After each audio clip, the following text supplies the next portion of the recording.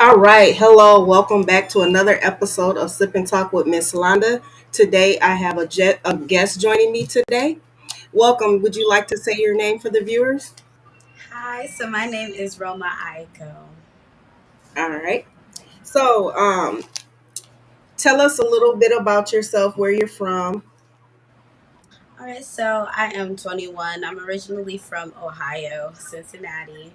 I grew up basically writing, performing poetry, music, and I've really been in like the creative scene, whether it's drawing or painting. I love to create. I have a brand called The Spirited Ones, and it's clothing that I design and I sell. And I also have two poetry books that I've self published over the years, and I am working on a third one. So I've just been creating as an outlet for life and dealing with things and growing as a person. So it's something that's very important to me. Okay. Um, And you said so you're a creative expression artist. yes, ma'am. Okay. So, can we get in a little bit into your creativity and being an artist? Of course. So it started out kind of small. It was about creating clothing. So at a young age, I was upcycling. And even if it looked a mess, it was special to me because it was just like, hey, I'm doing something that's different. And I know that I look different. And I love that about myself. I love being unique. So upcycling then turned into drawing and creating aliens or houses or just art that resonated with me and what I was going through. And then I started channeling it into short stories and then poetry. Which then blossomed into me becoming a performer for like spoken word and doing slam poetry competitions. So it's just now this big old branch of stuff, and I just dabble in everything because I believe all forms of creative expression is valid and it helps me get through a lot. All right. All right. And so the two books that you published, My Body is Chaos and My Mind is a Massacre. Yes, ma'am. How did you come up with the titles of those books? Ooh, so the first one, which is My Body is Chaos, I grew up with a lot of doubt about myself and my body, and I wasn't really taught how to be confident or walk in your confidence. So, growing up as a teenager and then into my adult years, I've had insecurities that I'm pretty sure a lot of people had, but I didn't know that it was normal or that other people thought things like that about themselves. So I'm just like, hey, this book is going to be about how I view myself as a person, body wise, mentally, everything. And then it just came about. Like, my body is chaos. Like, I know I'm a chaotic person, I'm not perfect. So it kind of came to fruition because I'm like, hey, there's a lot of chaoticness going on with me. So I might as well just name it that. Okay. All right. So And with, oh, I okay. apologize. Were you going to say something else? So with My Mind is a Massacre, I think it is very common that people have thoughts of um, depression and trying to move through life and still remain positive or gather healthy coping mechanisms. So for me, it was like, hey, I know right now I'm not in the best of places and it can get very, very dark. And so why not allow that to be on display for other people who go through the same thing? Okay. Yeah. Makes sense. All right. And so you're an independent R&B artist and a licensed songwriter. Now, Yes. how long have you been an artist, an independent artist? So it started off kind of like a little makeshift studio at my sister's old apartment in Memphis. And that started when I was 18, and I'm 21 now. And I'm learning more about the music industry and what kind of music I like to make. So at first it was very, very small, very short snippets of music. And now I fully write songs and melodies and hooks. So that's been going on for some years now. Okay. And then you're a licensed songwriter. So have you written a lot of songs or do you have like a lot of clients that you write songs for?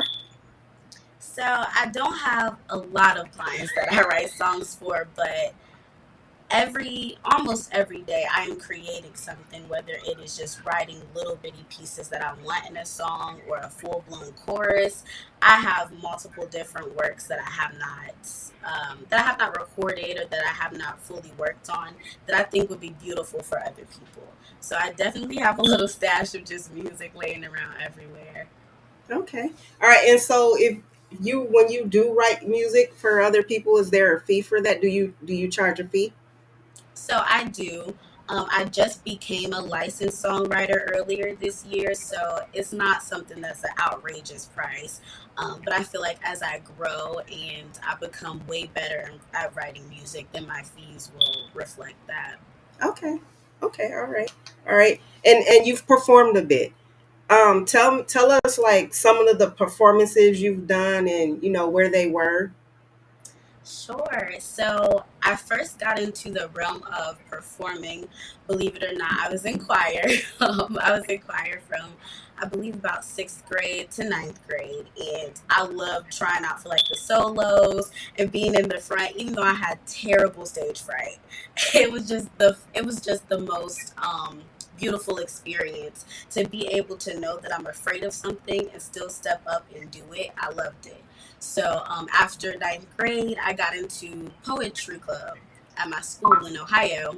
And that resulted in me performing in slam poetry competitions or just open mic nights. And so now I've made it a staple or kind of like a routine to perform spoken word, which I've done it at Mo Poetry Phillips open mic nights before. I performed with Doo-Wop before, Siri Imani, a lot of great names in poetry. And now that I've moved to Charlotte, I've been trying to dibble and dabble in that performing as well. So I finally got to perform some of my music here, and it was such a fun experience. Okay. All right. Good to hear. All right. And so I do know that you mentioned when we first talked, you mentioned wanting to start a podcast. Have you started or are you still in the making of starting it or what's So going on? I am still in the making of starting it. I have this problem where I will start something, and then when I don't have enough motivation to fully put it on its course, it kind of teeters a little bit. So I've designed a lot of art for it, but I haven't really gotten like the equipment that I need to sound official or to actually make it a professional podcast, which I need to do. But I So want. you said I'm motivation. What would it take for you to, feel motivated to, get going? I believe it's the position. So where I'm at right now, there's a lot of like noise in the background or things that I wouldn't really want in my podcast. So I would rather be in a place where I know it's gonna be quiet. It's gonna be stable enough for me to talk about certain topics that I need to talk about, or somewhere where I'm not making anybody uncomfortable with certain topics that I want to talk about. So I believe either I want to get a studio for it, rent a studio space for it, or then when I get my own place, then I'll fully be able to commit to it. But I want to give it my all, so I'm trying not to just rush into making the podcast. Okay, got it. Yeah, I understand like the noise because that's how it was when I first started. It was like I'd be trying to do a show and then somebody will walk in the door and then you'll see me side eyeing them like you better not. So I totally get it. Like, yeah, but yeah, it's So what type of equipment? Because I you mentioned equipment. Like, what type of equipment were you thinking of? Because like I got a lot of my equipment like off Amazon and Marketplace, shopping very reasonable. Like I didn't really spend like really, really big bucks for a lot of my equipment. I think really my focal point would be maybe like some noise canceling equipment first, so that if I were to record something, that I'm not being distracted by outside noise or anything. And then also a better mic. So my mic right now is just horrible. I Okay. have this like pink bulky headphones, and it's just like it sounds terrible when I start recording. And then I would want a better computer too, because it'll start sounding like a jet engine if I try to record. And I'm like, look, I just need to upgrade that as well. Okay. All right. All right. And so what would be some of the topics that you would like to, talk about? Ooh, I'm big on conspiracy theories. I love conspiracy theories. Mm. But also like horror. I'm really big on horror content. I love horror movies, the making of films. I absolutely love that. So maybe like scary stories or just scary movies and talking about it and reflecting on them and rating them, I think would be very, very fun. You know, I had a co-host. He was big on the conspiracy theories, and I promise you, most times I would leave feeling like, why should I bother? Like I just literally had no hope left. So I kind of shied away from the conspiracy theories and things like that. All right. See, I love that though because when you start to question a lot of stuff, it becomes like this rabbit hole of deeper thinking. I think we tend to look at stuff on the surface level instead of actually trying to digest information and then actually see the deeper meanings or see other possibilities or other points of view, which also can help with like communication and relationships with other people. I just find it very building of the mind is really what it is. You're building your mind when you think of that. Okay. And your clothing brand, the Spirited one, you say you like to create fashion with a meaning. Yes, So, ma'am. what type of meanings? Like, can you give me some examples? So I am a very spiritual person. I believe in energy, and I also believe in kind of like karma and then putting out what you want from the world.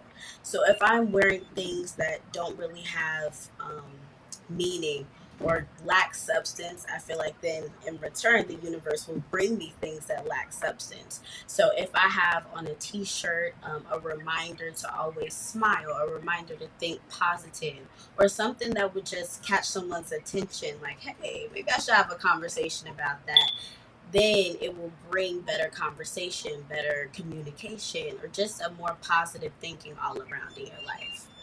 Okay, all right.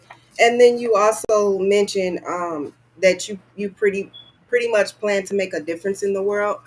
How do you? What are some things that you would do to make a difference? So I believe in, again, creative expression, and that's how I plan on making a difference in the world. But I want to be a creative coach. So whether it's teaching people how to write and express their emotions through writing or drawing or painting or singing and making music, I want to help others be better by creating things that will make the world better as well. And I believe that my music has that. A lot of people have told me, hey, this song is a feel good song. I want you to feel good. I want you to get out of the slump or the stupor that you're in and feel good. And that's how I believe I can make a difference in the world. All right. Now, I always like to ask artists this question: when you write your music, do you write your music based on like experiences or like your personal emotions? So, yes and no. So, I definitely write a lot of my music from my experiences, but I also will write lyrics on things that I want. So, I might not have experienced it yet, but I know that I want this in my life, so I'm going to write it. People don't understand that the law of manifestation, when you write music and you sing these things, these are chants. This is something that you're bringing into your life. And so, if I've experienced it, I'm letting it go. If I haven't, I'm bringing it into my life. Okay. Yeah, cuz see what draws me to music, especially like R&B and slow music, is I like when people write about real life. You know what I'm saying? To me, that's what draws me into the song. Like a lot of people, you're familiar with Christian rock, right? So a lot of people say, "Oh, she's not talented. Her music's trash." But if you actually sit down and really listen to the words, she writes her music based off of her emotions. Like when the first time I heard "Rainy Days," I mean, I was literally sitting here crying, like whole tears rolling down my face. You know what I'm saying? So I don't know. I just think that to me, I think that's the best music. You know. I agree. I also think that it's just, I think it's a common phenomenon in today's society to go off of more mainstream music and the same kind of messaging in the music, whether it be about your body or about what you put in your body, instead of actually just sitting down and listening to someone talk about pain or talk about happiness or talk about something that we can all relate to. Um, I find it very unpopular to listen to, because I listen to Chance the Rapper and people say they don't like Chance the Rapper. I'm like, how? How he speaks with poetry. It's so beautiful. The way he composes his music is beautiful. And I don't think that people think about that a lot. But I do. I love it so much. I love music like that. I definitely think Krishana is a great artist. I don't listen to her that much, but I definitely believe that she puts a lot of her emotions inside of her music. Yeah, yeah. And so, one last question. With Mhm. all of everything that you have going on, like as far as being an author, you have a clothing brand, you're a licensed songwriter, where would you see yourself, like, say, a year from now?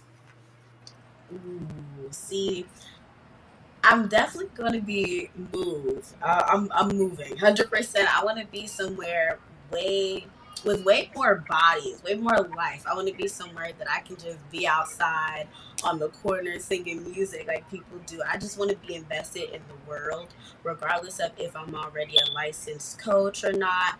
I'm going to be helping people create. And I'm already stepping into that by helping people set up their streams or by helping people create clothing. My family members love creating clothing, so I've been helping them with that too.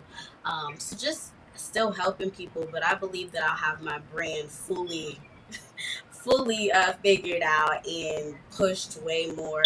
I want to have my own licensed website as well by then too.